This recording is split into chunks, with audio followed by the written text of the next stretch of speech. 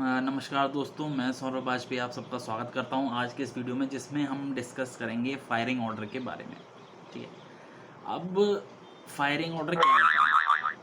तो firing order जो मेरा इग्निशंस है, सिलेंडर में इग्निशन जो हो रहे हैं, मेरे स्पार्क्स हो रहे हैं, उसको डिसाइड करता है, वो मेरी होती है फायरिंग ऑर्डर। अब सपोज मैं बात करूं, सिंगल सिलेंडर है मेरा, सिंगल सिलेंडर पिस्टन है, मुझे चिंता करने की ज़रूरत नहीं है क्योंकि मुझे मालूम है एक ही बार इसमें फायरिंग होनी है। अब जो फायरिंग होती है वो डिसाइड होती है क्रैंक के रोटेशन पे।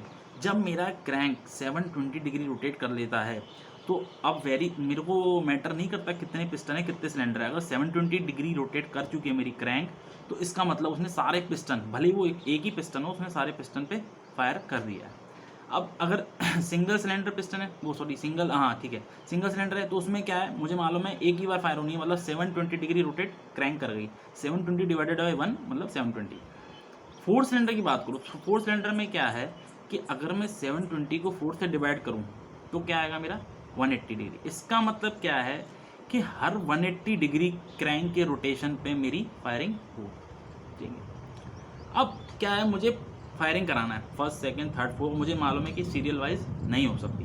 तो क्रैंक पिस्टन फायरिंग के लिए मेरे क्या हैं, तो कुछ फैक्टर्स हैं जो इसको अफेक्ट कर सकते हैं फायरिंग ऑर्डर को। जिसमें सबसे पहला आता है मेरा इंजन का वाइब्रेशन, सेकंड आता है मेरा कूलिंग सिस्टम, और थर्ड आता है मेरा एग्जॉस्ट का बैक प्रेशर। ठीक है।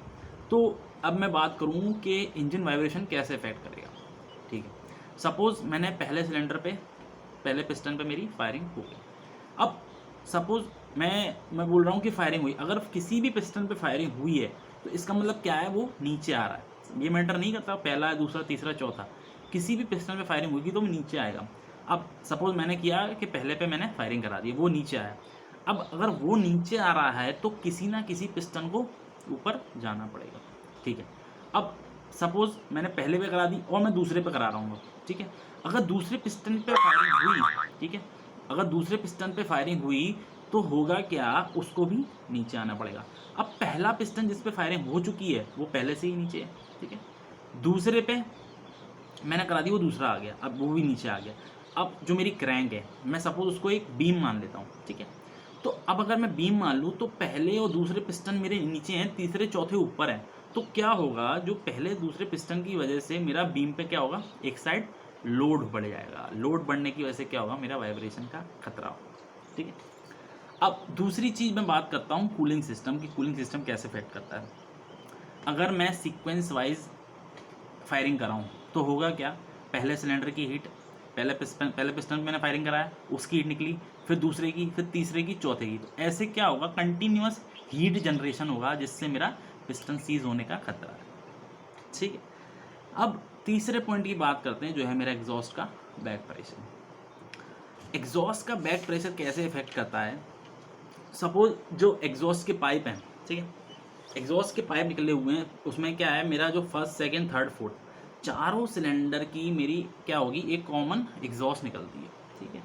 तो अब जैसे मैं चार पिस्टन की मैंने क्या किया, मैंने अगर सीक्वेंस वाइज फायरिंग करा दी, ठीक है, पहले पे करा दी, दूसरे तीसरे देन फोर्थ पे, होगा क्या, पहला पिस्टन फायर कर गया, ऊपर आ गया, उसका एग्जॉस्ट निकला। दूसरा पिस्टन फायर किया, ऊपर आ गया, उसका एग्जॉस्ट, देन तीसरा, देन चौथा।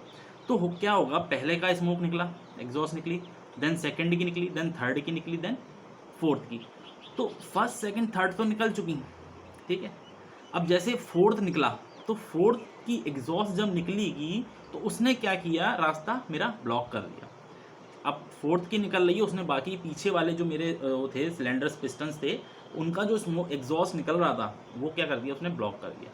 तो ब्लॉक करने से क्या होगा, मेरा जो एग्जॉस्ट है वो वापस इंजन में जाना मेरा स्टार्ट हो जाएगा, बैक प्रेशर क्रिएट होगा। ठीक है। मेरा इंजन धीमा हो सकता है, एग्जॉस्ट में बैक प्रेशर क्रिएट होगा तो मेरा क्या होगा, एग्जॉस्ट मैनिफोल्ड में प्रेशर जनरेट होगा और एग्जॉस्ट पाइप फटने का, मेरा ब्लास्ट होने का खतरा है। इस वजह से मैं क्या करता हूँ, कंटिन्यूअस पिस्टन फायरिंग नहीं करवाता।